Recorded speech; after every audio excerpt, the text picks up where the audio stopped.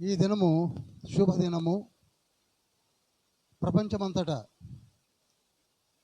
195 దేశాలు మరి ప్రభు యొక్క శిలువ నిర్గమమును గూర్చి ధ్యానిస్తూ ఉన్నారు. మనము కూడా ప్రతి ఏటా శిలువ నిర్గమమును గూర్చి ధ్యానించుటకు పరిశుద్ధాలయంలోకి వచ్చి విని ప్రభు శిలువలో పలికిన 7 మాటలను మననము చేసుకుంటూ సంవత్సరమంతా జీవించిన విధి విధానములను నేను మీకు మరలా జ్ఞాపకం చేస్తున్నాను. ప్రతి మాటను జాగ్రత్తగా ఆస్వాదించండి. ప్రతి లేఖనాన్ని ఓన్ చేసుకోండి. ఏదో వింటున్నాము అనే ధ్యాస నుండి బయటికి రావాలి. మనం ప్రభువు పలికిన 7 మాటలను మనం ఎందుకు ధ్యానించాలి? నేను 1998 మారు మనసు పొందినప్పుడు నాకు వచ్చిన ప్రశ్నలే నేను మీ ముందు ఉంచుతున్నాను. ఎందుకు ఈ 7 మాటలకు ఉన్న విశిష్టత? ఎవరు ఈ శిలువపై వ్రేలాడినది? ఆ యేసయ్య అని మనమందరము వింటూ ఉన్నాము. ఇంతకీ యేసయ్య ఎవరు? యేసయ్య ఎందుకు రావాల్సి వచ్చింది? ఎందుకు శిలువలో వ్రేలాడవలసి వచ్చింది? శిలువలో పలికిన ప్రతి మాటకు ఉన్న ఇంపార్టెన్స్ ఏమిటి? వీటిని మనం ధ్యానించబోతున్నాం. ఈ విషయాలనే మనం తెలుసుకోబోతున్నాం. ప్రార్థన. మిక్కిలి ప్రేమ కనికరం కలిగిన మహోన్నతుల పరిశుద్ధ పలుకు తండ్రి, మమ్మల్ని దీవించి ఆశీర్వదించి మీ బంగారు పాదం చింతకు 2025 ఏప్రిల్ 18వ తారీఖు గుడ్ ఫ్రైడే సందర్భముగా మేము వచ్చి ఉన్నాం. మేమే కాదు, ప్రపంచమంతటా ఆలయములలో మీరు పలికిన 7 మాటలను ధ్యానించడం కొరకు సిద్ధపడుతూ ఉన్నారు. మమ్మల్ని దీవించండి, ఆశీర్వదించండి. వచ్చిన మాతో మీరే సూటిగా మాట్లాడండి. ప్రభువా, ఈ మాటలు మీవి. మీరు మాకు మా కుటుంబాలకు తెలియచేసినట్లయితే మమ్మల్ని మేము సరిచేసుకొని మా జీవితాలను మార్చుకొని దీవెనలు పొందుకొని పరలోక రాజ్యములోనికి వచ్చుటకు మీరు చూపిన బాటలో నడుచుటకు ఆత్మతండ్రి మా మనోనేత్రములు వెలిగించండి. పరమతండ్రి మీ శక్తిచేత మమ్మల్ని దీవించండి. యేసయ్యా, మీ సంచారము మా మధ్య గావించండి. మాతో నేరుగా సూటిగా మాట్లాడండి. మమ్మలను సరిచేయండి. మా జీవితాలను ఫలింపచేయండి. మా కుటుంబాలను మీ పాదము చింతపరిచి మీ పాదము చింత ప్రార్థించడం కొరకు సిద్ధపడుతున్న మమ్ము పాటలతో, కీర్తనలతో, వాక్యముతో మిమ్మలను మహిమపరిచి మమ్ములను మేము సరిచేసుకొని జీవించే గొప్ప భాగ్యం ప్రసాదించమని యేసయ్య పరిశుద్ధ నామములో అతి వినయంతో వేడుకుంటున్నాం పరమ తండ్రి. ఆమేన్.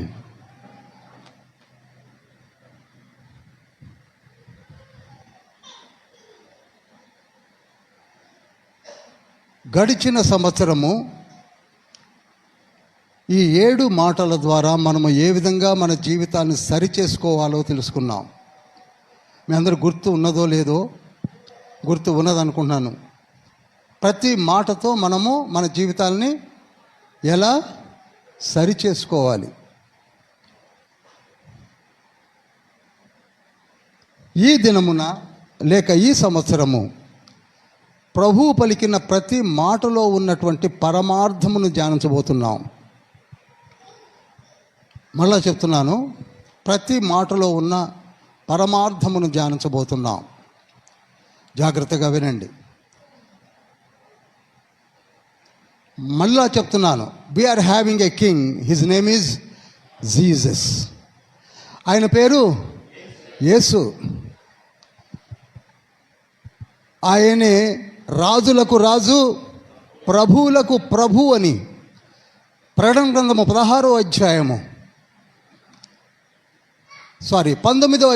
16వ వచనంలో ఉంటుంది.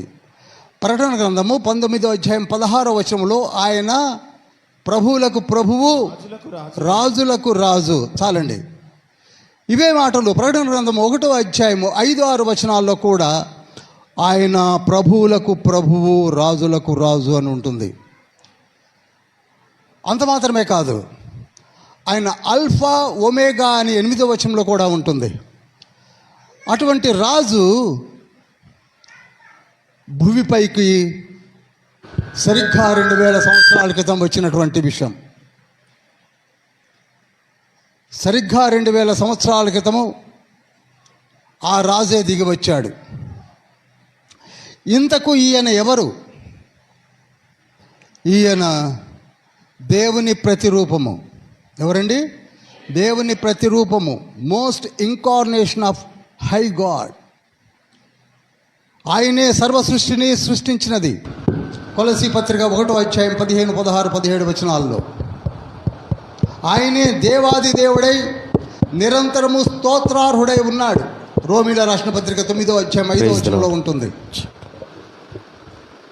ఆయనే దాసుని స్వరూపం ధరించి పరలోకము నుండి దిగి వచ్చి సిలువలో వ్రేలాడి మన కొరకే రక్తమును చిందించి పాప క్షమాపణ గావించెను అని ఫిలిప్పీ పత్రిక 2వ అధ్యాయం 6-9 వచనాల్లో ఉంటుంది. ఆయనే యేసు అనే నామముతో మన మధ్యలోనికి దిగి వచ్చాడు. ఎందుకు వచ్చాడు అనగా సర్వ మానవాళి యొక్క పాప ప్రక్షాళన గావించుటకు వచ్చాడు. మన పాపములను తీసివేయడానికి వచ్చాడు. మనమందరము పాపులమే, ఏ భేదము లేదని రోమీలు రాసిన పత్రిక 3వ అధ్యాయం 11వ వచనం 23వ వచనాల్లో మనం ధ్యానించి ఉన్నాం. అటువంటి పాపులమైన మనము పాపస్థితిలో కూరుకుపోయి ఉన్నప్పుడు మన పాప స్థితి నుండి విడుదల గావించి పరలోకమునకు తీసుకొని వెళ్ళారని వచ్చిన రాజే, ఆ రారాజే యేసయ్య. నేను కేవలము పాప ప్రక్షాళన గావించి వదిలివేయాలని రాలేదు, కానీ నాకొక రాజ్యం ఉన్నది, ఆ రాజ్యములోనికి మిమ్మల్ని తీసుకొని వెళ్ళాలని వచ్చానని చెప్పాడు. ఆ రాజ్యమే ప్రకటన గ్రంథం 21వ అధ్యాయం చదివినప్పుడు అర్థమవుతుంది. మనం ఉండబోవు రాజ్యము ఎంత సుందరంగా మన కొరకు సిద్ధపరిచాడో అర్థమవుతుంది. అటువంటి రాజు దిగి వచ్చాడు. అటువంటి రాజు దిగి వచ్చాడు. ఆయన దేవుడై ఉన్నాడు, దేవుని స్వరూపమై ఉన్నాడు.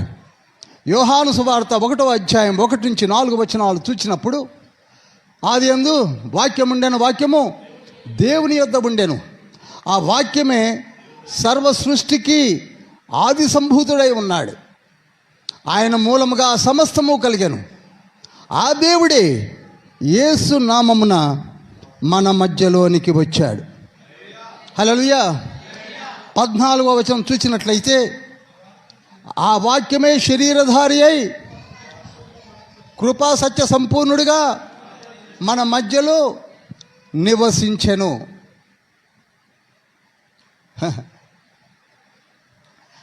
దేవుడేమిటి, మానవునిగా రావడం ఏమిటి? జాగ్రత్తగా వినండి.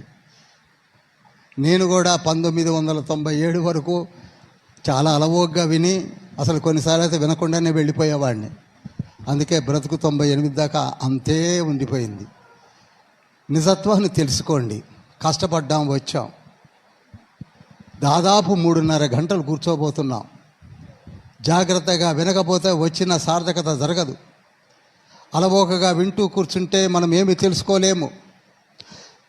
మన మధ్యలోనికి భూమిపైకి దిగి వచ్చింది ఎవరో కాదు, ఒక రాజు.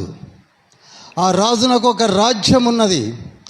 ఆ రాజు తన ప్రజలను సర్వ సృష్టిని సృష్టించి ఆయన పోలిక, ఆయన రూపమును, ఆయన ఊపిరిని మనకు అనుగ్రహించిన మనము పాపములో కూరుకుపోయినప్పుడు ఆయనే రక్షించడానికి దిగి వచ్చాడు. ఇది మర్మయుక్తముగా ఉన్న మాటలు.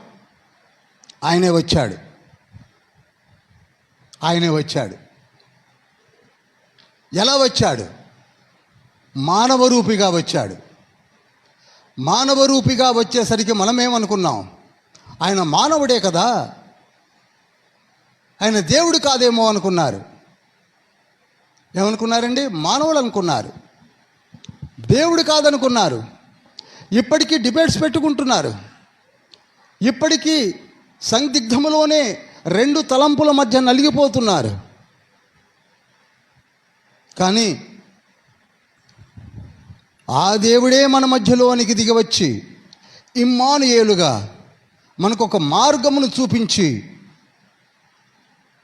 దివికేగినటువంటి రారాజే ఈనాడు మనం ధ్యానించబోతున్నటువంటి Yesayya. He is 100% God and 100% man. జాగ్రత్తగా వినండి. He is 100% God, 100% man. ఎందుకనగా మానవునిగా ఉన్నాడు కనుక ఆయనకు మనలాంటి శరీరముతో, పాప శరీరాకారముతోనే వచ్చినని రోమీలు రాసిన పత్రిక 8వ అధ్యాయం 4వ వచనంలో ఉన్నది. ఆయనకు దాహం వేసింది, ఆయనకు ఆకలి, ఆయనకు నిద్ర, అన్నీ కూడా మనలాగనే మన మధ్య వసించినటువంటి దైవ స్వరూపి. మర్చిపోకండి. అదేవిధంగా 100% దేవుని యొక్క దైవ లక్షణాలు కలిగిన వాడు.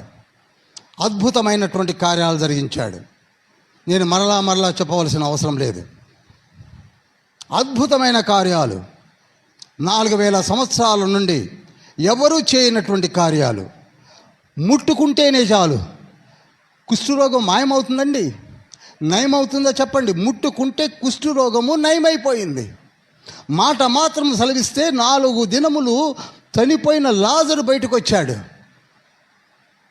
కన్నులను ముట్టుకుంటే గుడ్లు కూడా లేనటువంటి పుట్టి గుడ్డివానికి కనుగుడ్లతో పాటు చూపును తెచ్చాడు. 2000 దెయ్యములు పట్టిన వాడిని ఒకే ఒక్క మాటతో గద్దించి సేనాన్ని వెలగొట్టినవాడు. దైవ లక్షణాలు. అందుకే కొలసీ పత్రిక 2వ అధ్యాయం 9వ వచనంలో ఉంటుంది. ఆయన దేవుని యొక్క లక్షణాలన్నీ కూడా పరిపూర్ణముగా, నేను సరళ భాషలో చెప్తున్నాను, ఆయన యందు నివసిస్తూ ఉన్నాయి. అందుకే చేయగలిగాడు, అందుకే లేపగలిగాడు, అందుకే గద్దించగలిగాడు, అందుకే మారు మనసైన స్థితిని బోధించగలిగాడు.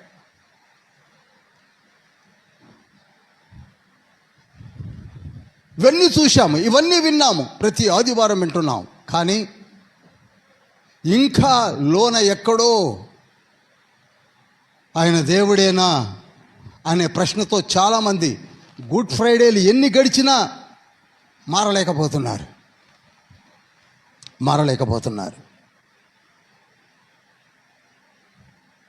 దైవ స్వభావము, మానవ స్వభావము.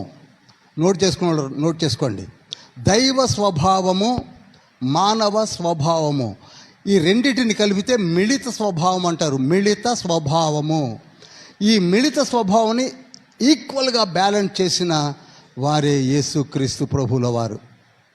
ఒకవైపు దైవ స్వభావాన్ని, రెండో వైపు మానవ స్వభావాన్ని.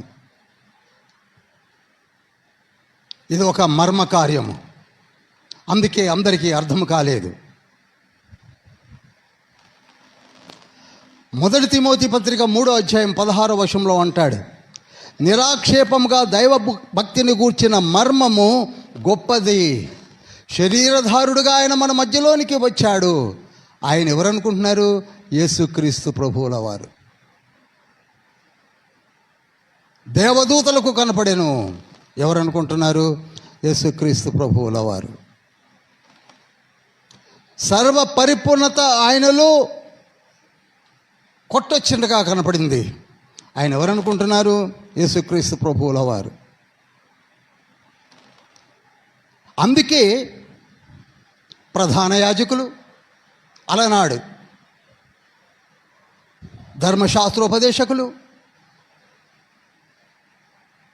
శాస్త్రులు అనగా ఈ రోజులలో scholars, doctor of divinity, doctor of theology ఆ రోజులలో ఉన్నారు. పరిసయ్యులు, సద్దుకయ్యలు, అనేక జనాంగముల విఘ్నత కలిగిన వారందరూ కూడా ఎక్కడ కన్ఫ్యూజ్ అయ్యారనగా ఆయన దైవ స్వభావము మానవ స్వభావమును అంచనా వేయలేకపోయారు, గ్రహించలేకపోయారు. అసూయ బయలుదేరింది.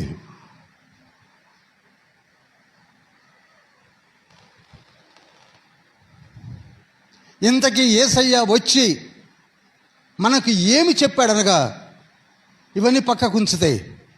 నాకొక రాజ్యం ఉన్నది.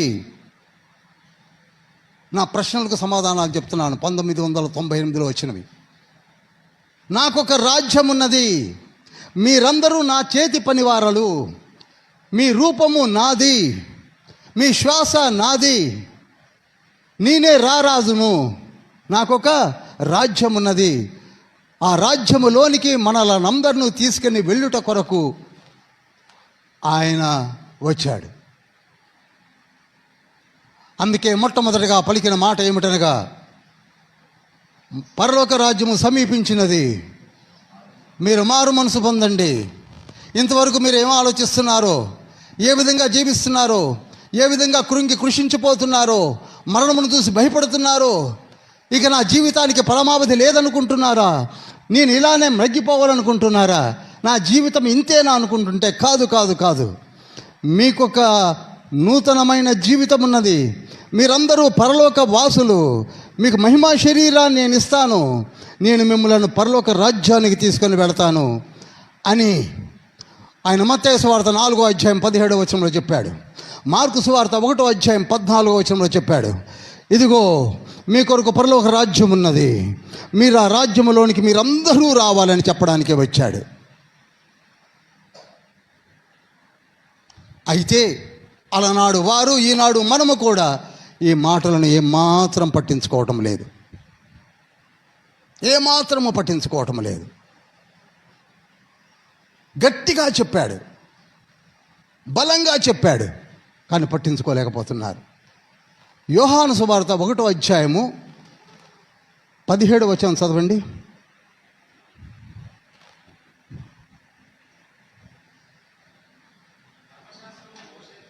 పంపబడను కృపయు సత్యమును యేసుక్రీస్తు ద్వారా కలిగెను. చాలండి. ధర్మశాస్త్రాన్ని మోషే తెచ్చాడు. దీన్ని నిజంగా వివరించడానికి నాకు 1/2 అవర్ చాలదు, కానీ ప్రయత్నం చేస్తున్నాను. I'm having only 10 minutes time. Yesayya వచ్చింది ఎందుకో చెప్పాను, యేసయ్య ఎవరో చెప్పాను, యేసయ్యని ఎవరు నమ్మలేదో చెప్పాను. అలనాడు వారు, ఈనాడు మనము కూడా నమ్మటం లేదు. ఈ మాట ఓపెన్గా అంటున్నందుకు మీకు బాధ కలగవచ్చు. 50% నమ్మకం ఉందేమో, విశ్వాసం ఉందేమో, కానీ 50% లేదు. కనుకనే ఇంకా మారు మనసు పొందకుండా అలవోకగా జీవిస్తున్నామంటే కారణం ఏమిటి? We are not having that much faith. ఇక్కడ చక్కటి మాట ఏమిటనగా, యోహాను సువార్త 1:17లో మోషే ద్వారా ధర్మశాస్త్రం వచ్చింది, కృపా సత్యములను యేసుక్రీస్తు ప్రభువు తీసుకొని వచ్చాడు. కృపను చెప్పండి, కృపను సత్యమును. దీని గురించి 1-2 సార్లు నీకు చెప్పినట్టు గుర్తు, మరలా జ్ఞాపకం చేస్తున్నాను. చూడండి, ఒక క్లాసులో 40 స్టూడెంట్స్ ఉన్నారు, ఒక టీచర్ ఉంది.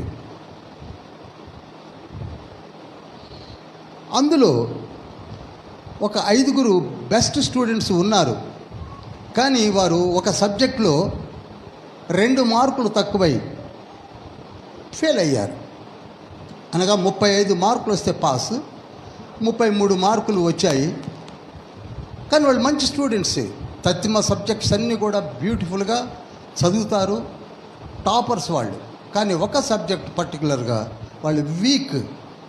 అది తెలుసుకున్న ఆ టీచర్ ఏం చేసిందంటే 2 మార్కులను కలిపి పాస్ చేసేసింది. ఇప్పుడు చెప్పండి, ఆవిడలో ఏమున్నది? దయ ఉన్నది. ఆవిడలో ఏమున్నది? కృప ఉన్నది. కానీ ఆవిడలో లేనిదేమిటి? సత్యం. పాస్ చేసిందని సంతోషించాలనా? సత్యము లేదని మనము విచారించాలనా? అదేవిధంగా ఇంకొక టీచరు ఇలానే 2 మార్కులు తక్కువై 5 తీసివేయవలసి వస్తే, ఫెయిల్ చేయవలసి వస్తే, ఆ టీచరు నిర్దాక్షణ్యముగా 2 మార్కులు తగ్గించి 33 వేసి 5 ఫెయిల్ చేసేసింది. ఈ టీచర్లు ఏం లేదు? కృప లేదు. ఆ టీచర్లు ఏముంది? సత్యం ఉంది.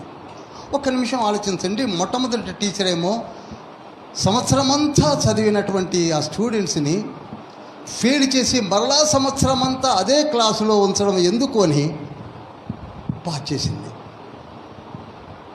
తల్లిదండ్రులు ఎంత బాధపడతారు? ఫీజులు కట్టారు, బుక్స్ తెచ్చుకున్నారు. ఆ బిడ్డ 365 రోజులు బుక్స్ మోసుకుంటూ వచ్చాడు, చదివారు. 2 మార్కులు కలిపితే ఏమైందని పాస్ చేసింది. ఆవిడలో కృప ఉన్నది, కానీ నిజానికి ఆవిడలో సత్యం లేదు అని మనం అనుకుంటున్నాం. అదేవిధంగా 2వ టీచరు ఫెయిల్ చేసి పారేశారు. ఆవిడలో సత్యం ఉన్నది, కానీ నిర్దాక్షణ్యంగా ఈ స్థితిని ఏమీ పట్టించుకోలేదు. పిల్లలు ఎన్ని సంవత్సరాలు వచ్చారు, ఎలా వచ్చారో, ఎలా చదువుకున్నారు, తల్లిదండ్రుల ఫీజుల గురించి కానీ ఆ బిడ్డల విషయాలు కూడా ఏం పట్టించుకోలేదు. ఎందుకనగా సత్యమే ఆలోచించడం జరిగింది. అదేవిధంగా ఈనాడు మనం జీవిస్తున్నాం. ఈ రెండింటినీ బ్యాలెన్స్ చేయడానికే యేసయ్య వచ్చాడు. హల్లెలూయా. ఎలా బ్యాలెన్స్ చేయగలగాలండి? ఎలా చేస్తాడండి అని మీరు అడగవచ్చు. కృపను చూపగలడు, సత్యమును చూపగలడు. ఇందాక నేను చెప్పాను, దైవ లక్షణాలని మానవ లక్షణాలని మిళిత స్వభావము కలిగినటువంటి తండ్రి వచ్చాడు. హల్లెలూయా.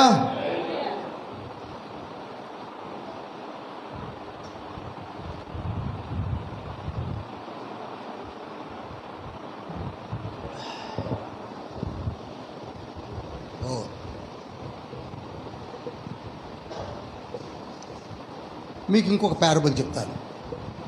ఒక రాజు ఉన్నాడు. ఎవరున్నారండి? ఒక రాజు ఉన్నాడు. జాగ్రత్తగా అందరికీ అర్థమవుతుంది కదా. రాజు ఉన్నాడు, ఆయన మహారాజు. ఆయనకు ఒక కుమారుడు ఉన్నాడు. అతని ఏజ్ 25 years, 25 సంవత్సరాలు. ఆ రాకుమారుడు అడవికి వెళ్ళాడు వేటాడదామని. అతనికి వేటాడము బహు ఆనందకరమైనటువంటి ఒక జీవిత విధానం అవుతుంది. ఎన్నో మార్లు చెప్పాడు కూడా రాజు వేటకు వెళ్ళొద్దని, జంతువులను చంపొద్దని. కానీ అతను వేటకు వెళుతూనే ఉన్నాడు. వేటకు వెళ్ళి తన వెంట వచ్చినటువంటి, జాగ్రత్తగా వినండి, తన వెంట వచ్చినటువంటి తన సైనికులకు చెప్పాడు కదా. అంటే పెద్ద పెద్ద బాణలు లాంటి నీళ్లు ఏర్పాటు చేసి జంతువులకు అందుబాటులో ఉండేట్టుగా ఆ నీళ్ళని నింపి దానిలో కొంచెం విషం కలపమన్నాడు. ఏం కలపమన్నాడండి? విషం. ఎందుకంటే జంతువులు వచ్చి వాటిని తాగి పడిపోతే మనము ఈజీగా వేటాడవచ్చు సొమ్మసిల్లినప్పుడు అని ఏర్పాటు చేసుకున్నాడు. అయితే జంతువులు రాకపోగా అటువైపే మేకలను మేపుకుంటూ ఒక పశువుల కాపరి వచ్చాడు. తన 100 గొర్రెలతో వచ్చినప్పుడు ఆ గొర్రెలన్నీ కూడా అలసిపోయి ఉండడాన ఆ నీళ్లని త్రాగడము, ఆ 100 గొర్రెలు చనిపోవడం జరిగింది. ఎన్ని గొర్రెలు చనిపోయాయండి? 100 sheep చనిపోయాయి. వెంటనే పశువుల కాపురు రాజు దగ్గరికి వెంటనే పరిగెత్తాడు. అయ్యా, ఈ నీళ్లు విషపు నీళ్ల వలన నా గొర్రెలన్నీ చనిపోయాయి, దీన్ని పెట్టిన వారిని శిక్షించండి అని అన్నాడు. వెంటనే రాజు న్యాయవంతుడు కనుక ఎంక్వైరీ చేస్తే తేలింది ఏమిటంటే అది పెట్టించింది ఎవరు? రాకుమారుడు సొంత కొడుకు. తన సింహాసనంలో కూర్చున్నాడు. తీర్పు ఏమని తీర్చాడో తెలుసా? ఒక్కొక్క గొర్రెకు ఒక్కొక్క బంగారు నాణెముని ఇవ్వాలి, 100 నాణ్యాలు ఆ కాపరికి ఇవ్వాలి. దీనికి కారకుడైనటువంటి ఆ యువరాజు 10 కొరడా దెబ్బలు తినాలి అని తీర్పు తెచ్చాడు. తీర్చి తన కిరీటమును తీసి పక్కకు పెట్టాడు, తన రాజవస్త్రాలు తీసి పక్కకు పెట్టాడు. తానే దిగిపోయి బోనులో నిలబడ్డాడు. ఆ 100 వరహాలు తెప్పించి ఆ షెపర్డ్ బాయ్కి ఇచ్చి 10 దెబ్బలు నన్ను కొట్టమని పక్కనే ఉన్నటువంటి సైనికుని చెప్పాడు. రాజు దిగి వచ్చాడు. అదంతా చూస్తున్నటువంటి కుమారుడు చెలించిపోతున్నాడు. రాజుగారే దిగి దెబ్బలు తింటున్నాడు. ఎవరి స్థానంలో ఉండి చెప్పరేమండి? కుమారుని స్థానంలో ఉండి. ఒకటి కొడుతుంటే రాజుకి వాతలు పడుతున్నాయి, రక్తం కారుతుంది. 2వ దెబ్బ, 3వ దెబ్బ, 4వ దెబ్బ, 5వ దెబ్బ, 6వ దెబ్బ, 7వ దెబ్బ పడుతుంటే ఊగిపోతున్నాడు రాజు. వెంటనే రాకుమారుడు దిగి పరిగెత్తుకొచ్చి రాజుగారి 2 కాళ్ళ మీద పడి, నన్ను క్షమించు నాయనా, క్షమించు రాజా అని ఏడుస్తున్నాడు. అదేవిధంగా మనమందరం పాపం స్థితిలో పడిపోయి నానా చెత్త పనులు చేస్తుంటే మనకు రావలసిన శిక్షను తాను మీద వేసుకొని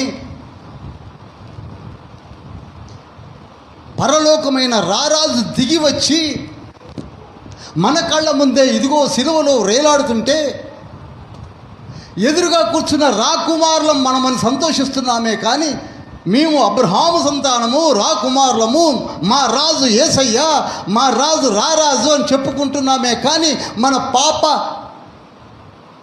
లక్షణాలను వదలకుండా జీవిస్తున్న తరుణములో దెబ్బలు ఎవరు తిన్నారు? రాజు తిన్నాడు. జుల్మానా ఎవరు కట్టారు? రాజు కట్టాడు. అటోన్మెంట్ ఎవరు జరిగించారు?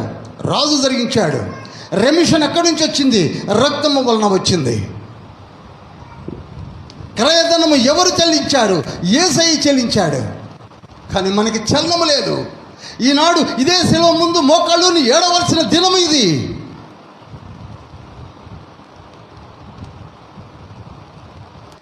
రంజిత్ లేఖను చదువుతూనే ద్రవించిపోయాడు. ఆ మెల్టింగ్ యాటిట్యూడ్ రావాలి. ఎప్పుడు వస్తుంది?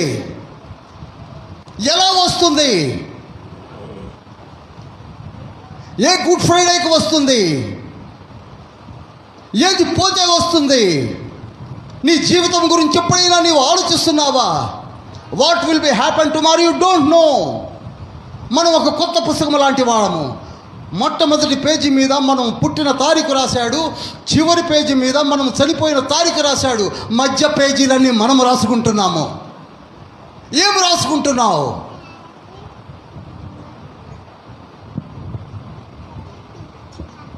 ఏమి రాస్తున్నావు? ఎప్పుడు కన్ఫ్యూజ్ అవుతావు? రాకుమారుడు ఏడుస్తున్నాడు. ఆయన తర్వాత రాజు అవ్వవలసినటువంటి ఆ రాకుమారుడికి దెబ్బలు తగలకూడదని, ఆ రాజు తర్వాత రాజు ఎవరు అవుతారండి? చెప్పరేమండి? రాకుమారుడు అవుతాడు. అతనికి ఆ ఆక్షేపణ రాకూడదని ఆ రాకుమారుని స్థానంలో రాజు దెబ్బలు తిన్నాడు. పరలోక రాజ్యములోనికి మనం తీసుకొని వెళ్ళాలని ఆయనే దిగి వచ్చాడు.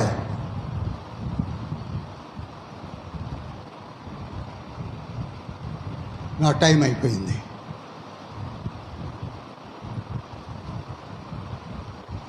ఆయన కృపను చూపాడు, సత్యమును జరిగించాడు.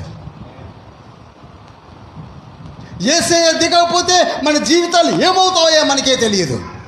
సీరియస్గా వినండి ప్రియులారా. అసలు నేను ఈ గుడ్ ఫ్రైడేకి మీ ముందు నిలబడి చెప్తాను నేను అనుకోలేదు, కల్లో కూడా ఊహించలేదు.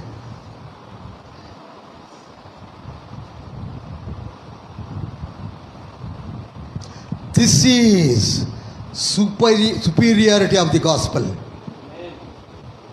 This is superiority of the gospel. Yesayya ఎందుకు దిగి వచ్చాడు అనగా అందుకు దిగి వచ్చాడు. మనలో చలనము లేదు, మనం పట్టించుకోము, సంవత్సరాలు దొల్లిస్తూ ఉన్నాం. అటువంటి రాజును పట్టుకున్నారు.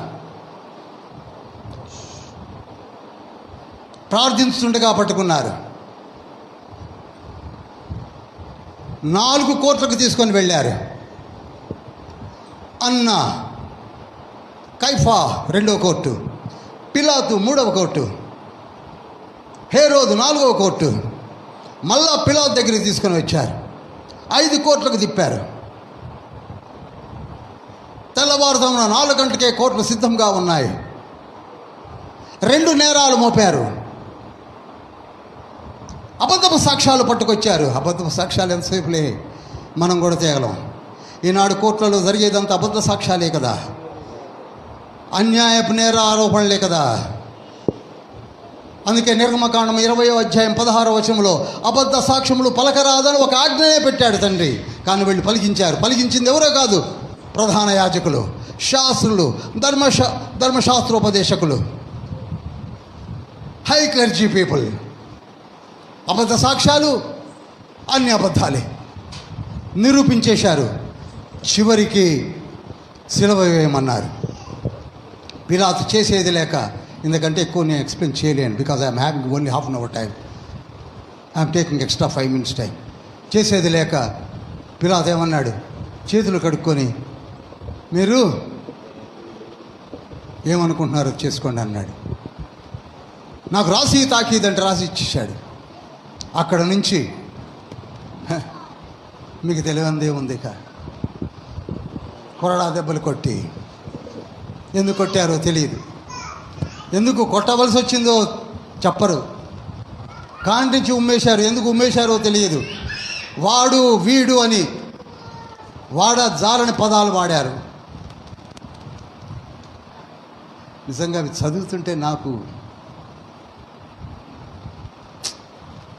చెప్పలేను.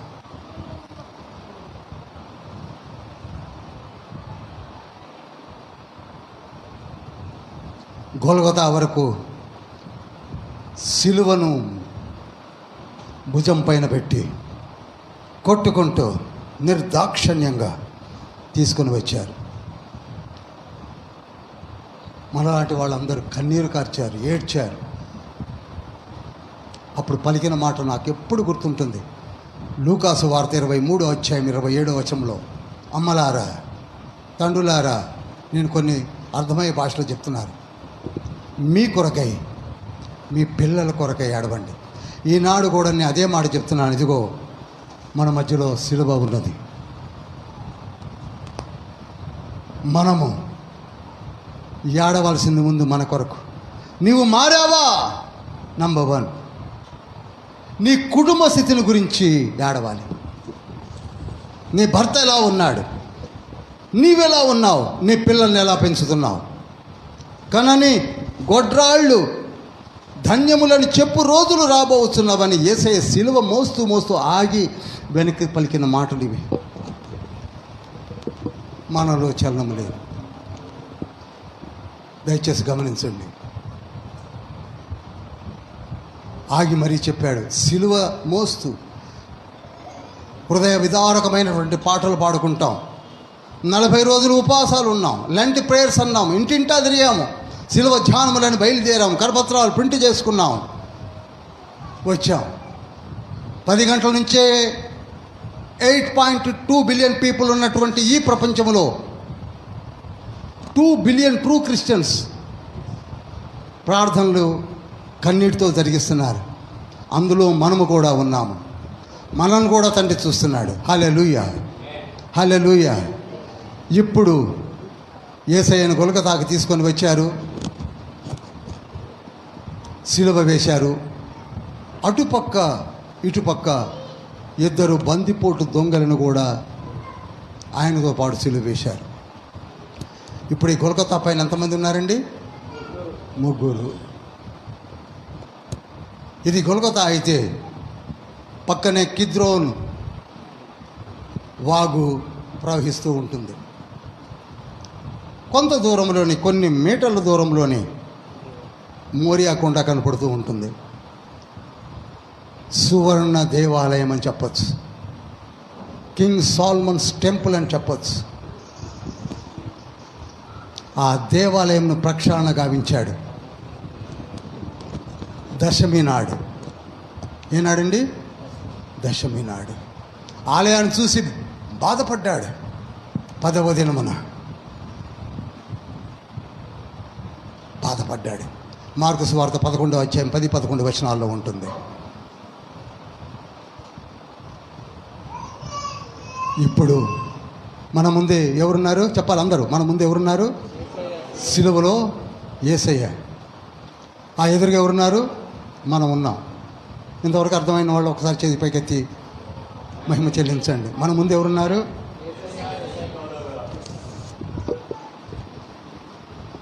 ఆయన భూమి పైన లేడు, ఆకాశంలో లేడు, మధ్య ఆకాశంలో ఉన్నాడు. ఒక వారధిగా ఉన్నాడు, ఒక బ్రిడ్జ్గా ఉన్నాడు, ఒక మంచి అవకాశం మనకిస్తున్నాడు. ఇఫ్ యు వాంట్ సాల్వేషన్, నీకు నిజంగా రక్షణ కావాలని నీ హృదయంలో ఉన్నట్లయితే మంచి ఆపర్చునిటీ, ఇది మంచి ఆపర్చునిటీ, మంచి అవకాశము. 2 కొరింథీ పత్రిక 6వ అధ్యాయం 2వ వచనంలో ఉంటుంది. ఇది అనుకూల సమయము, నీవు మొరపెట్టినట్లయితే ఆలకించడానికి యేసయ్య ఇంకా సిద్ధంగా ఉన్నాడు ఆన్ ది క్రాస్. అనుకూల సమయము, ప్రతికూల సమయము కాదు, అనుకూల సమయము. మారండి ప్రియులారా, మంచి అవకాశము. నేనంటా నీ గుడ్ ఫ్రైడే 7 మాటలు అయ్యే లోపల మీ పేర్లు మన ప్రెసిడెంట్ గారికి, పాస్టర్ గారికి ఇవ్వాల్సిన సమయము. ఇదేం జీవితము, ఎందుకు ఈ జీవితం అని ఒకప్పుడు నేను అలానే అనుకున్నాను. ఇంకా మారినట్లయితే ఎన్ని గుడ్ ఫ్రైడేలు కావాలి, ఎన్నిసార్లు యేసయ్య మన ముందు సిలువలో ప్రదర్శించబడాలి. ఆలోచించండి. ఏవో 7 మాటలు వినేసి వెళ్ళిపోవడానికి మనం రాలేదు. ప్రతి మాటను హృదయంలో పదిలపరచుకోవడానికి వచ్చాం.